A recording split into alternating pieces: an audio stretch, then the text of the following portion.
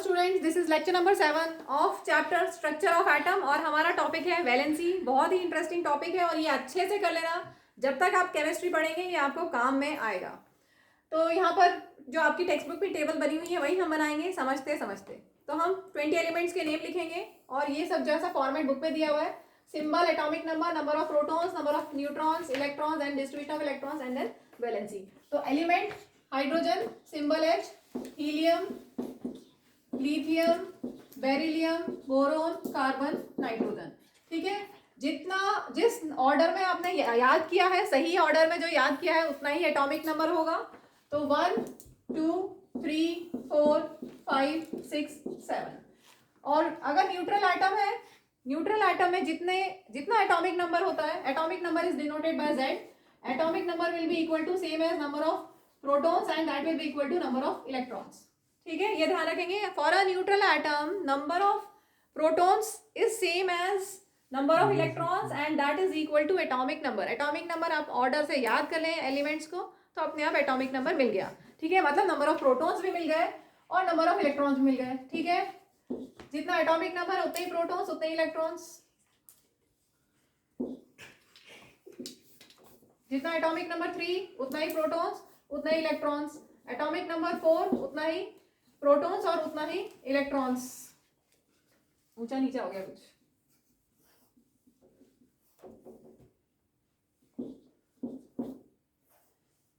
Atomic number 5 protons 5 electrons 5, atomic number 6 proton 6 electron 6, atomic number 7 electron proton 7 और electron भी 7। ठीक है, और न्यूट्रॉन्स में 2 4 5 6 6 7, 2 4 5 6 6 7। न्यूट्रॉन्स आपको याद करने पड़ेंगे, न्यूट्रॉन्स को याद करना पड़ेगा। ठीक है, प्रोटॉन्स और इलेक्ट्रॉन्स आप एटॉमिक नंबर से बना सकते हैं। जितना होगा, जितना प्रोटॉन्स होगा उतना ही इलेक्ट्रॉन्स होगा उतना ही एटॉमिक नंबर होगा। नंबर ऑफ न्यूट्रॉन्स को आपको थोड़ा सा याद करना पड़ेगा। चलिए अब हम करते हैं डिस्ट्रीब्यूशन ऑफ इलेक्ट्रॉन्स। इलेक्ट्रॉन्स इसमें लिखा नहीं, एटॉमिक नंबर 4 प्रोटॉन्स 4 तो इलेक्ट्रॉन्स भी 4। चलो, फर्स्ट शेल में कितनी इलेक्ट्रॉन्स हो सकते हैं? 2n स्क्वायर रूल से 2n स्क्वायर रूल पढ़ा है ना आपने। n इक्वल टू 1 जब लेंगे तो फर्स्ट शेल में कितना हो सकता है? मैक्सिमम 2 इलेक्ट्रॉन्स हो सकते हैं। ठीक है, तो यहाँ पर एक ही शेल है, उसमें एक इलेक्ट्रॉन हो गया क्योंकि इसके पास एक ही इलेक्ट्रॉन है, न्यूट्रॉन नहीं है, ये ध्यान रखना। Hydrogen is the only element which has no neutron. बाकी सब एलिमेंट्स के पास कहीं न कितने एक दो कुछ ना कुछ न्यूट्रॉन होंगे, लेकिन हाइड्रोजन एक अकेला है जिसके पास एक भी न्यूट्रॉन नहीं है। ठीक है, देन हीलियम 2 इलेक्ट्रॉन्स फिल कर दिया हमने। देन लिथियम के पास कितने इलेक्ट्रॉन्स? 3 इलेक्ट्रॉन्स है। फर्स्ट शेल में 2 और सेकंड शेल में 1। ठीक है, हो गए 3। फर्स्ट शेल में 2 तो सभी में हो जाएंगे, सेकंड शेल में इसमें 2, इसमें 3, इसमें 4, इसमें 5। कोई डाउट नहीं इसमें। तो चलो वैलेंसी निकालें। वैलेंसी होती है, what is valency? Combining capacity of an element. Valency कैसे निकालेंगे? अगर ध्यान से सुनिए, अगर 4 या 4 से कम वैलेंस इलेक्ट्रॉन्स है, वैलेंस इलेक्ट्रॉन मतलब number of electrons present in the outer most shell. Outer most shell यहाँ पर एक ही शेल है, इसमें कितने इलेक्ट्रॉन्स है? 1, तो इसकी वैलेंसी 1 होगी। ठीक है, हाइड्रोजन के लिए थोड़ा सा अलग है। फर्स्ट शेल में मैक्सिमम होल्डिंग कैपेसिटी कितनी होती है? 2, इसके पास 2 इलेक्ट्रॉन्स हैं तो इसकी वैलेंसी होगी 0, क्योंकि इसको कुछ नहीं चाहिए, ये स्टेबल है, इसको किसी से कुछ नहीं चाहिए क्योंकि इसके पास 2 है इलेक्ट्रॉन्स और फर्स्ट शेल की कैपेसिटी मैक्सिमम होल्डिंग कैपेसिटी भी 2 है और इसके पास ऑलरेडी 2 इलेक्ट्रॉन्स हैं, तो इसको किसी से कुछ भी नहीं चाहिए, कोई इलेक्ट्रॉन नहीं चाहिए। ना ये लूज कर सकता है, ना गेन कर सकता है, ना इसको शेयर करना है, इसको कुछ भी नहीं करना, ना लूज करना है, ना शेयर करना है, ना गेन करना है, क्योंकि इसका डुप्लेट कंप्लीट है। डुप्लेट मीन्स फर्स्ट शेल में 2 इलेक्ट्रॉन्स इसके पास है। ठीक है, अगर 2 इलेक्ट्रॉन्स हैं तो डुप्लेट कंप्लीट है। डुप्लेट कंप्लीट है मतलब इसकी वैलेंसी 0 है क्योंकि इसको किसी से कुछ नहीं लेना है इलेक्ट्रॉन, ना देना है ना शेयर करना है। क्लियर? नेक्स्ट लिथियम का आउटर मोस्ट शेल मतलब वैलेंस शेल में 1 इलेक्ट्रॉन है तो इसकी वैलेंसी 1। नेक्स्ट इसके वैलेंस इलेक्ट्रॉन्स हैं बेरिलियम के 2, तो इसकी वैलेंसी 2 मतलब 2 इलेक्ट्रॉन्स ये रिएक्शन में यूज कर सकता है। 3 इलेक्ट्रॉन्स यूज कर सकता है, ये 4 इलेक्ट्रॉन्स यूज कर सकता है। 4 या 4 से कम में क्या होगा, वैलेंसी उतनी ही होगी जितनी नंबर ऑफ वैलेंस इलेक्ट्रॉन्स हैं। वैलेंस इलेक्ट्रॉन्स क्या होते हैं, number of electrons present in the outer most shell. तो आउटर मोस्ट शेल में अगर 1 इलेक्ट्रॉन है तो वैलेंसी 1, 2 इलेक्ट्रॉन है तो वैलेंसी 2, 3 में 3, 4 में 4। लेकिन 4 से ज़्यादा जब आ जाएंगे तब आपको वैलेंसी निकालने के लिए क्या करना है, 8 माइनस करना है। 8 minus 5, 8 minus 5 is 3। So valency of nitrogen is 3। Clear हुआ? चलिए आगे के एलिमेंट्स लेते हैं हम। नाइट्रोजन के बाद oxygen, symbol O, fluorine F, neon Ne, sodium Na, magnesium, aluminium और सिलिकॉन। ठीक है, एटॉमिक नंबर 8, 9, 10, 11, 12, 13, 14। ऑर्डर से याद कर लेना। जितना एटॉमिक नंबर होता है उतने ही प्रोटॉन्स होते हैं और उतने ही इलेक्ट्रॉन्स होते हैं। ठीक है, तो 9, 9, 10, 10, जितना एटॉमिक नंबर उतना ही प्रोटॉन्स और उतने ही इलेक्ट्रॉन्स। ठीक है, न्यूट्रॉन्स को मैंने कहा था याद कर लेना। याद करने का भी काफी इजी है इसमें। 10, 10 कर लेना, 10, 10, 12, 12, 14, 14। ठीक है, नंबर ऑफ न्यूट्रॉन्स वैसे कैसे मिलेंगे, atomic mass minus atomic number करने से नंबर ऑफ न्यूट्रॉन्स मिल जाते हैं। हम आगे डिटेल में पढ़ेंगे। चलो अब हम करते हैं इलेक्ट्रॉनिक डिस्ट्रीब्यूशन। इलेक्ट्रॉन्स का डिस्ट्रीब्यूशन, इलेक्ट्रॉन्स है 8, फर्स्ट शेल में 2, सेकंड में कितने बचे, 6, 2 + 6 8। ठीक है, देन 9 के लिए 2 7, 10 के लिए 2 8। फर्स्ट शेल में 2, सेकंड शेल में 8। अब क्या करें, सेकंड शेल की maximum holding capacity 2n square rule से अगर n = 2 लेते हो तो कितना आता है, maximum holding capacity second shell की कितनी है, 8। तो 8 यहाँ पर आ गए हैं, सोडियम में सेकंड शेल में 8 इलेक्ट्रॉन्स आ गए हैं। अब कितने बचे, 2 + 8 10, बचा 1, तो वो थर्ड शेल में आ जाएगा। ठीक है, बस अब आगे बनाते जाओ फटाफट। 282, 283, 284, इतना क्लियर। अब हम वैलेंसी निकालेंगे। वैलेंसी के लिए अगर नंबर ऑफ वैलेंस इलेक्ट्रॉन्स 1 2 3 4 होते हैं तो वैलेंसी वही रहती है, 1 2 3 4। ठीक है, अगर 5 या 5 से ज्यादा वैलेंस इलेक्ट्रॉन्स होते हैं तो वैलेंसी कैसे निकालेंगे, 8 माइनस करके। 8 - 6 that is 2, 8 - 7 that is 1, 8 - 8 that is 0। ये इनर्ट गैस है, नियॉन इज केमिकली इनर्ट, किसी से रिएक्ट नहीं करती है क्योंकि इसके पास सेकंड शेल में 8 इलेक्ट्रॉन्स हैं और सेकंड शेल की मैक्सिमम होल्डिंग कैपेसिटी भी 8 ही है, इसलिए ये अनरिएक्टिव, किसी से रिएक्ट नहीं करता, केमिकली इनर्ट गैस है ये। ठीक है, क्लियर हो गया? चलिए आगे के एलिमेंट्स लेते हैं हम। Phosphorus, sulphur, chlorine, argon, potassium, calcium. Atomic number कितना था फॉस्फोरस का, 15। कहाँ तक हो गया था अपना, 14 तक हो गया था। 15, 16, 17, 18, 19, 20, ऑर्डर से हमने लिख दिया। जितना एटॉमिक नंबर उतने ही प्रोटॉन्स और उतने ही इलेक्ट्रॉन्स। 15, 16, 17, 18, 19, 20। ठीक है, अब इलेक्ट्रॉनिक कॉन्फ़िगरेशन हम बनाते हैं। इलेक्ट्रॉन्स है 15, 2 8 हो गया, 10 बचे 5। ठीक है, देन 2 8 6, देन 2 8 7, देन 2 8 8। ठीक है, इतना क्लियर। अब 19 जब इलेक्ट्रॉन्स होंगे तो फर्स्ट शेल में 2, सेकंड में 8, थर्ड में 8 आएंगे, एक इलेक्ट्रॉन नेक्स्ट शेल में जाएगा। ठीक है, इसके बाद वैसे इसकी मैक्सिमम होल्डिंग कैपेसिटी 18 है, लेकिन इसमें पहले 8 आएंगे, यहाँ पर 1, फिर यहाँ पर 2, ऐसे इसके बाद 2 के बाद वाला जो एलिमेंट होगा, इसके बाद कैल्शियम के बाद वाला जो एलिमेंट होगा उसमें यहाँ पर 9, उसमें एक इलेक्ट्रॉन यहाँ फिल होगा, फिर 10 फिल होगा, फिर 11 फिल होगा। ये सब आप डिटेल में 11th क्लास में पढ़ेंगे कैसे होगा। अभी इतना काफ़ी है आपके लिए। चलो अभी वैलेंसी निकालते हैं। अगर लास्ट शेल में 1 या 2 इलेक्ट्रॉन है तो उतनी ही वैलेंसी। ठीक है, 4 से ज़्यादा वैलेंस इलेक्ट्रॉन्स अगर होंगे तो वैलेंसी कैसे निकालेंगे, 8 माइनस करके। 8 minus valence electrons, 8 - 5 3, then 8 minus number of valence electrons 6, so valency is 2, then 8 - 7 valency is 1, and here 8 - 8 valency is 0.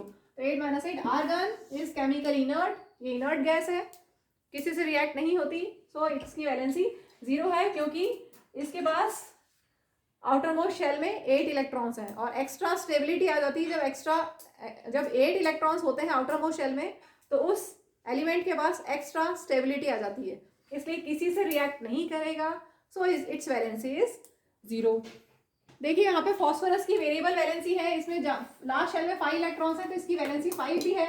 इसको डिटेल में आप 11th 12th क्लास में पढ़ेंगे केमिस्ट्री में, अभी इतना काफ़ी है। ऐसे ही कुछ और एलिमेंट्स भी होते हैं जिनकी वेरिएबल वैलेंसी होती है, जैसे आपने पढ़ा iron, ferrous ferric, Fe2+, Fe3+, copper का क्यूप्रस क्यूप्रिक, Cu+, Cu2+, ऐसे ही लेड का होता है प्लम्बस प्लम्बिक, टिन का होता है स्टेनस स्टेनिक, ऐसे सबके दो दो है वेरिएबल वैलेंसी है। तो डिटेल में अभी हम आपके सिलेबस में नहीं है, यहाँ पे सिर्फ फॉस्फोरस में ही वेरिएबल वैलेंसी है।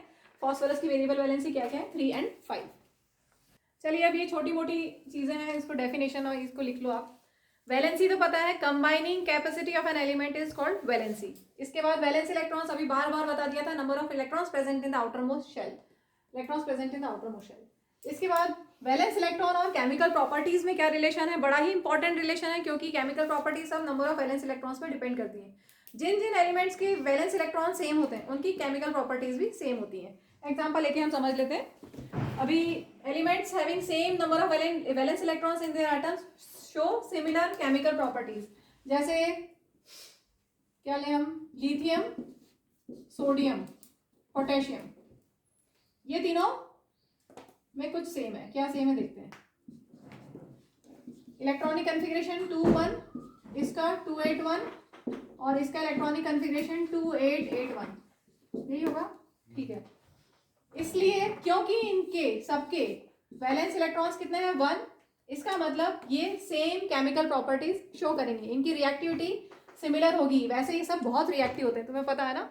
सोडियम इज हाईली रिएक्टिव, इतना रिएक्टिव है कि it is stored in kerosene oil, ऐसे एयर में नहीं रख सकते, इट विल कैच फायर, इतना रिएक्टिव है, क्योंकि उसके वैलेंस शेल में वैलेंस इलेक्ट्रॉन, एक ही वैलेंस इलेक्ट्रॉन उसके पास, इसलिए वो हाईली रिएक्टिव है। ये सभी अल्कली मेटल्स हैं, दीज आर हाईली रिएक्टिव, क्योंकि इनके लास्ट शेल में एक ही इलेक्ट्रॉन है। तो क्लियर हो गया, अगर same number of valence electrons हैं तो सिमिलर केमिकल प्रॉपर्टी शो करेंगे, केमिकल बिहेवियर सेम होगा, मतलब उनकी रिएक्शंस सेम तरह के होंगे, ठीक है। अब इसको टेक्स्ट बुक से इस पूरे टॉपिक को हम लाइन टू लाइन समझ लेते हैं। Topic valency, we have learned how electrons in an atom are arranged in different shells और orbits. The electrons present in the outermost shell of an atom are known as valence electron. From Bohr-Bury scheme, we also know that outermost shell of an atom can accommodate a maximum of 8 electrons. ये भी हमने पढ़ा था Bohr-Bury scheme में। It was observed that atoms of elements having a completely filled outermost shell show little chemical reactivity. किस किस में था, हीलियम, नियॉन और आर्गन। हीलियम का 2, इसका 10 और इसका 18, कन्फिग्रेशन 2, इसका कन्फिग्रेशन 8-2-8, इसका 2-8-8, ठीक है। ये हमने पढ़े थे chemically inert gases, these are inert gases, these are also known as inert gases, क्योंकि किसी से रिएक्ट नहीं करती। क्यों, क्योंकि इनकी outer most shell completely filled है। हीलियम के पास लास्ट एक ही शेल है, उसमें 2 इलेक्ट्रॉन्स हैं, और इसकी मैक्सिमम होल्डिंग कैपेसिटी भी 2 है, ठीक है, इसलिए किसी से रिएक्ट नहीं करता, इसकी वैलेंसी 0। नियॉन की second shell, outer most shell है, आउटर सेकंड शेल की मैक्सिमम होल्डिंग कैपेसिटी 8 है, ये किसी से रिएक्ट नहीं करेगा। यहाँ पे ऐसा कह सकते हैं कि वैलेंसी कैसे निकालते हैं, 8 minus number of valence electron, तो वैलेंसी 0, और 8 minus number of valence electron, so valency 0, क्योंकि लास्ट शेल में अगर 8 इलेक्ट्रॉन्स होते हैं तो उस एटम के पास एक्स्ट्रा स्टेबिलिटी होती है, ठीक है। तो अगर completely filled outer most shell है तो they show little chemical reactivity, in other words their combining capacity और valency is 0। Of these inert gases, the helium atom has 2 electrons, ठीक है, 2 electrons है outer most shell में, और बाकी सभी में 8 electrons है outer most shell में, inert जो है, inert elements। आगे देखेंगे the combining capacity of atoms of other elements, that is their tendency to react and form molecules with atoms of same or different elements was thus explained as an attempt to attain a fully filled outermost shell। तो outermost shell अगर complete है, 8 electrons हैं, तो हम बोलेंगे उसका octet complete है, ठीक है। अगर आउटर मोस्ट शेल में 8 इलेक्ट्रॉन्स हैं तो हम क्या बोलेंगे, उसका ऑक्टेट कंप्लीट है। इसका नियॉन का ऑक्टेट कंप्लीट है, आर्गन का ऑक्टेट भी कंप्लीट है, क्योंकि उसके आउटर मोस्ट शेल में 8 इलेक्ट्रॉन्स हैं। Atoms would thus react so as to achieve an octet in the outermost shell. तो कोई भी एटम जिसका ऑक्टेट कंप्लीट नहीं है वो रिएक्ट करेगा, जैसे ये अल्कली मेटल्स, ये सभी रिएक्टिव हैं क्योंकि इनका ऑक्टेट, इनका last shell valence shell complete नहीं है, इनका वैलेंस शेल कंप्लीट नहीं है। ठीक है, वैलेंस शेल में 8 इलेक्ट्रॉन्स होने चाहिए, इनके पास नहीं है 8 इलेक्ट्रॉन्स, 1 1 1। ऐसे अगर क्लोरीन ले लें, एटॉमिक नंबर 17, इलेक्ट्रॉनिक कन्फिग्रेशन 287, इसका भी लास्ट शेल कंप्लीट नहीं है, ऑक्टेट कंप्लीट नहीं है, इसलिए ये भी बहुत रिएक्टिव है। ठीक है, so atoms would thus react so as to achieve an octet in the outermost shell. वो इस तरह से रिएक्ट करेंगे कि वो ऑक्टेट अचीव कर ले। जैसे इसको एक एग्जाम्पल के साथ हम समझते हैं, बोर्ड इरेज कर दूं, चलो हम एग्जाम्पल से समझते हैं। Sodium atomic number 11, electronic configuration 281, chlorine atomic number 17, electronic configuration 287।